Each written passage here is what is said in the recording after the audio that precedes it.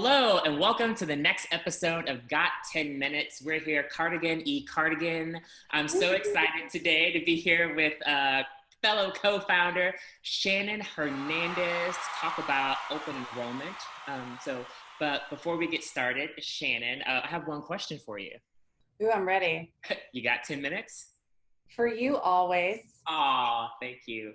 Well, I think everyone knows who you are, but tell us a little bit about yourself.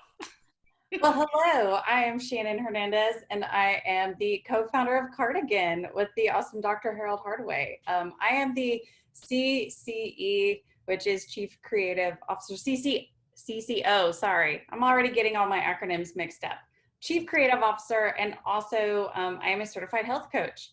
And if you're wondering why you're talking to me about, well, if the audience is wondering why they're talking to me about open enrollment, my background is in benefits, total rewards, compensation, communication, and all of that good stuff. So yeah, I'm the nerd of the group that likes to talk about benefits.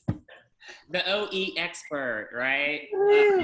And I mean, let's be honest, like we've already gotten a few calls about open enrollment and requests and help for that. And I can't believe we're already kind of in August. So, I mean, let's be honest about that, right? Yeah. But, I know my kids start school in like less than 2 weeks. Well, and with all that's going on, all the changes in the world, I'm sure that's really influenced like open enrollment this year, right? So what are some of the biggest things that you've seen, biggest changes for open enrollment? You know, well, what I think when you think about like changes and challenges for open enrollment this year is just think about who historically and typically within an organization is responsible for the communication of and administration of open enrollment. In a larger organization, it might be your benefits team. In smaller organizations, it may be one person. So you really need to think about everything else that they've been tasked with this year. And so they're already likely stretched thin. And so that in and of itself is a challenge. And then you also need to look at the fact that our workforces this year look completely different than they have in the past. So kind of the bag of tricks that if you'd done this a few times and you thought you knew what you were doing, that bag of tricks may not work this year because your folks are all over the place. They're working from home. You do have folks out in the field, but they're spread out. You know, you don't have all of the touch points that you used to have. And so that's another very unique challenge for open enrollment this year.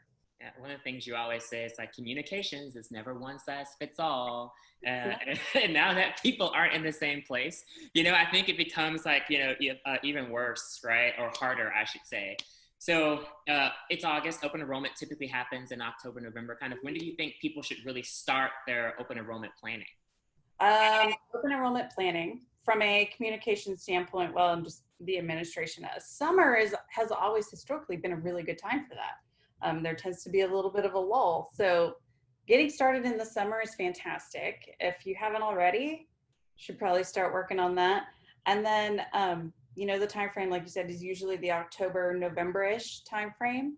And when you think about communication, especially this year, and, you know, communications may look different. You may have to pull in more resources to help you. You may need to have things kind of produced. You need lead time for all of that. So pretty much the sooner the better. But for October enrollment, well, now. Yeah, now. right. If you haven't started, you're probably a little bit, I guess, behind the 8 ball. Yeah. Which I assume is not a good thing. I'm not really a pool player, but you know, that's clues. So what are some of the trends, you know, that you've seen other organizations do, some of our clients that have really kind of worked, you know, in this current environment? Well, right now it's all about minimizing risk of exposure for your employees.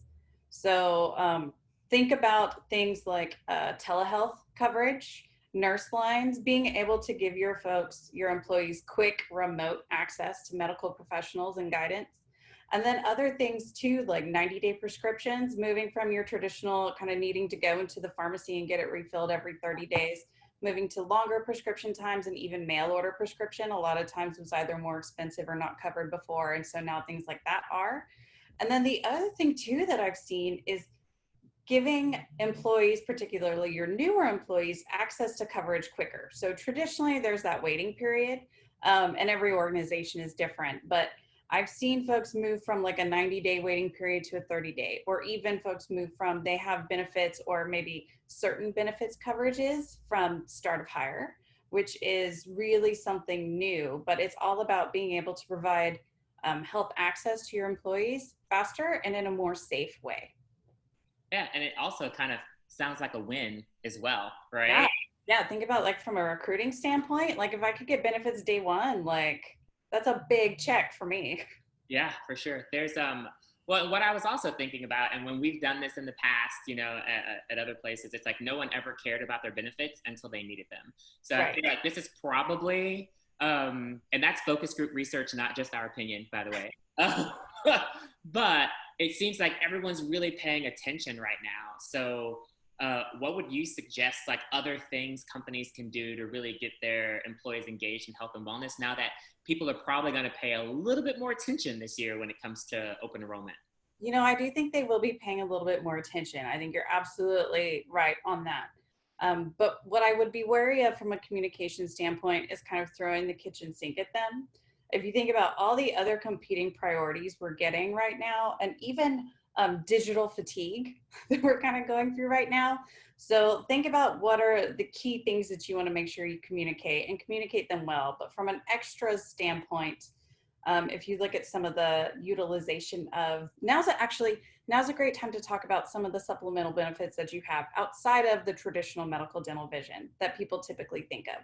So think about things like cessation programs. Folks, you're seeing an uptick and stuff like that because at the beginning of this, we are really stressed out and we fell back onto some vices. So maybe now it might be time to, folks are looking to kind of cessate. And then also EAP. So a lot of companies offer EAP benefits that are at no cost to their employees that their employees aren't necessarily aware of. And then just some of the other kind of ancillary things as well. But I would be very careful in how you communicate those because you don't want it to feel like a something else they have to do, right? They're looking for to be able to do things easily. They're looking like right now, I think if you think about like if I got some sort of communication saying like here's this giant thing I need to read in order to enroll in my benefits, and at the same time I'm getting stuff from my kids' schools like here's this giant thing you need to read, like it's just it might send me over the edge right now. It might. I'm gonna be honest. So just think about when you're communicating those extras, don't try to like throw in any extra little tag-alongs. Just be very forthcoming and honest about it. And always give folks info to where they could go get more information or a resource within the benefits team or your HR generalist, or even within the providers themselves if they have additional questions. Yeah, it's great, right? So make it easy and just remember people are dealing with a lot of other things outside Yeah, of we're dealing with a lot of other things right now. Yeah, that's awesome. There's I can't believe we're almost done with our 10 minutes. This is shocking to me. But so where can people find you if folks, you know, want a little bit of communications help or to kind of take it off of their plate? Where can they find you and learn more? Where can they find us, you mean? Well, you can always find us on our website, cardigancg.com, or our LinkedIn page. Same thing, same place. But we will be posting more details, more detailed blog posts about open enrollment, top fives, communications, things to be aware of, all of that good stuff. So as I said, giving folks a place to go for more information you can go to. We'll put it at the bottom. We'll put a link, right? A nice little lower third. Yeah, go right here to read our blog post to learn more. Oh, that's awesome. Well, everybody who's listening, you know, if open enrollment's coming up and you're not ready, we're here, happy to help you. So Shannon, thank you. Look for her blog post, and we hope everyone is staying safe and have a wonderful week. Thanks, Shan. Thank you, Harold.